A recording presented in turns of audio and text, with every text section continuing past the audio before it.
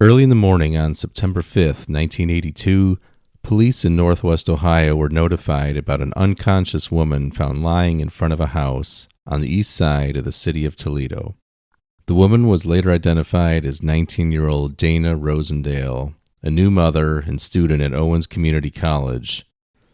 The call for assistance came at 3:32 a.m. that morning when a man knocked on the door of a house across the street and asked that they call for police and an ambulance. The man said he had spotted the woman laying there out of his peripheral vision as he drove his car down the street. On September 11th, 1982, 6 days later, Dana Rosendale died at a local hospital, and the subsequent autopsy revealed she died from blunt force trauma to the right side of the head. The cause of the death was ruled undetermined. From the South Shore of Lake Erie, this is Great Lakes True Crime.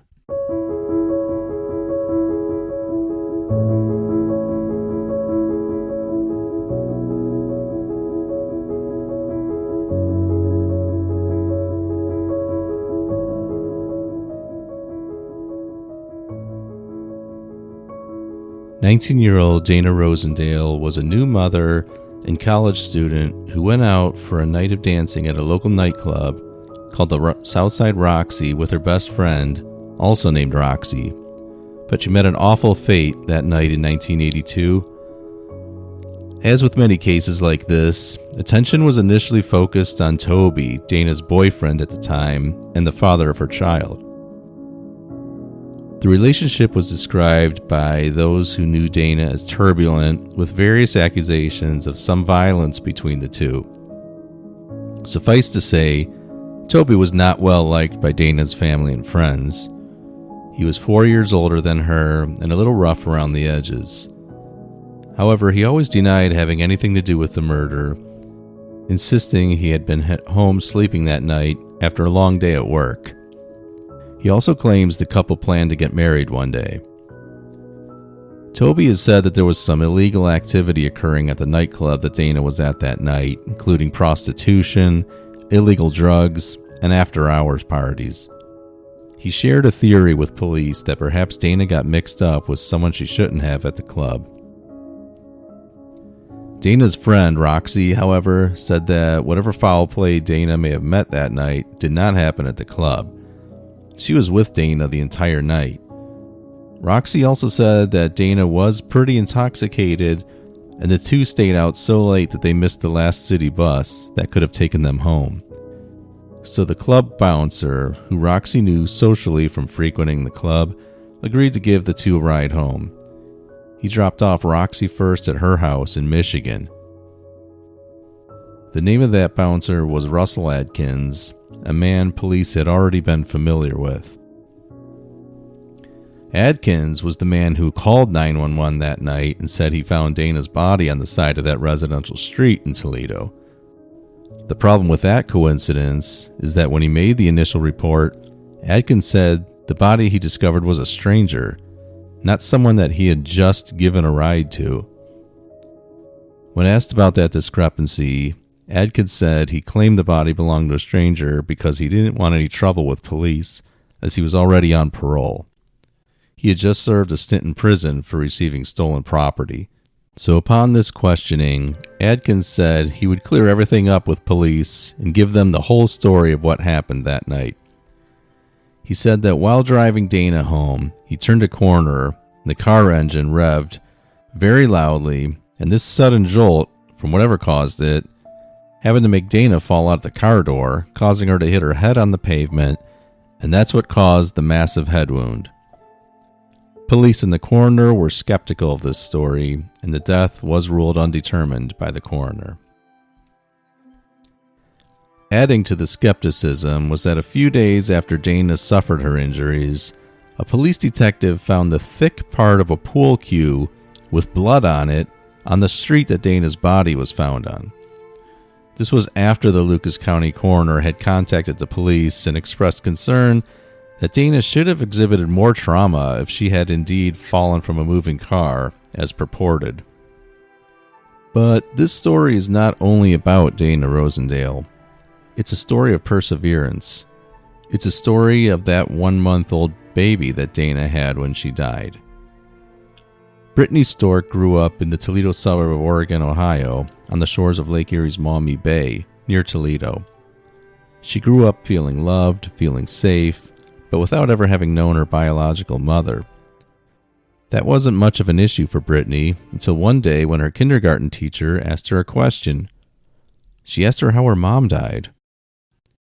Brittany was confused and terrified when she came home from school that day.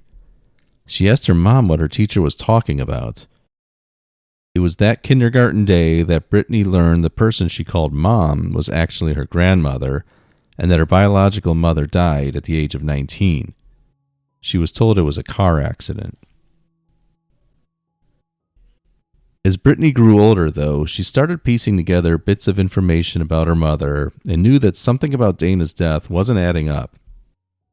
When she asked questions, no one would talk to her about it, but Brittany knew that there was part of the story that was missing. Growing up in the late 80s and early 90s, Brittany didn't have the benefit of Google like we have today. Heck, she didn't even have InfoSeek like I used back in the day. In the 7th grade, however, Brittany learned about the magic of a technology known as microfilm. She discovered that newspaper archives were kept at the local library on microfilm. And from that day forward, Brittany spent lots of time at the library searching those archives. First, she found Dana's obituary. Then she found an article with the headline, quote, 19-year-old found on road dead, unquote. From there, she found more. Articles about her mother's battered body having been discovered along that street. She also saw that Dana's death was ruled undetermined by the Lucas County coroner, who couldn't rule out foul play. So Brittany was outraged when she discovered this information. She was angry that everyone close to her had lied to her, or at best, they withheld the truth. So the 13-year-old Dana angrily confronted her father, who had had that turbulent relationship with her mother at the time of Dana's death. She wanted the truth, but Toby said she still wasn't ready to hear it. Maybe he wasn't ready to talk about it. Who knows? On that Labor Day weekend in 1982, Dana's older sister Deb had been camping with her family when Deb received word that Dana had been found on the side of the street 8 miles from the dance club where she had been that night. She was in critical condition. Deb, of course, raced home from the camping trip. Initially, it wasn't clear if Dana had been hit by a car, thrown from a vehicle, or if something else caused her severe head injury. In any case, though, Dana was taken to the hospital, unconscious, with a severely swollen face. Detectives began asking questions at the hospital, and Dana's boyfriend, Toby, wanted nothing to do with the investigation, although he did eventually relent and cooperate to some degree. Police were certainly interested in Toby, not only because the boyfriend is always a suspect, but because Dana and Toby had that volatile on-again, off-again relationship. 6 days after being taken to the hospital, Dana died. Her sister Deb didn't believe that Dana's death was an accident, and police seemed to agree with her. Dana had virtually no other injuries other than the severe head trauma. Police and the coroner asserted that someone who had been in a serious auto accident would normally have some other significant injuries. In fact, a paramedic on the scene said he had worked hundreds of vehicle-related accidents and had never seen someone with massive head trauma in one spot, but nothing else. So detectives investigated, but they came up empty. It was obvious that she had not been hit by a car, but it was not obvious what did happen. There was little evidence to go on. Back in 1982, of course, there were no cell phone videos, no Ring doorbells, and no DNA testing. After a few months with no solid leads, the investigation slowed down as new cases took priority. Fast forward a couple decades, all the way to 2006 in fact. Brittany was now an adult and was serving jury duty in the Lucas County Court of Common Pleas when she was overcome with a sudden urge to find out what happened to her mother. On lunch break, while still serving jury duty, Brittany walked into the Lucas County prosecutor's office and said that her mother had been murdered and she wanted answers after all these years. Because Dana's body was actually found in neighboring Wood County, just over the county line, Brittany was given contact information for an investigator in the Wood County prosecutor's office in Bowling Green, Ohio. The investigator in Wood County seemed less than interested in helping, though. So next up, Brittany Stork walked into the police department in the city of Northwood, where Dana was killed, and demanded to speak with the police chief about her mother's murder. A detective promised to look into it, but she got nowhere with that detective either. Time passed by, first months and then years, with still no answers for Brittany, who eventually got married and had kids of her own. It seemed like she may never find the answers she had been so fervently looking for. In a minute, though, we'll find out how all that changed. In a very odd coincidence, one random day, Brittany found herself eating in the same restaurant as the original detective who worked on the case of Dana's death decades earlier. He was with his wife when Brittany went over and introduced herself. When she explained the brick walls she was running into when trying to find the truth about her mom, the detective, who was then retired, urged her to keep pushing and not give up. He said that's the only way to reinvigorate a cold case like this. So she did just that. Brittany started calling that investigator at the Wood County prosecutor's office every week, asking for updates.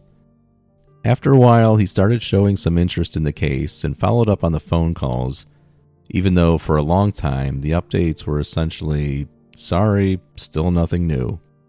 Unfortunately, by this time, which was 30 years after the murder, much of the evidence was gone, having been discarded at some point over the years.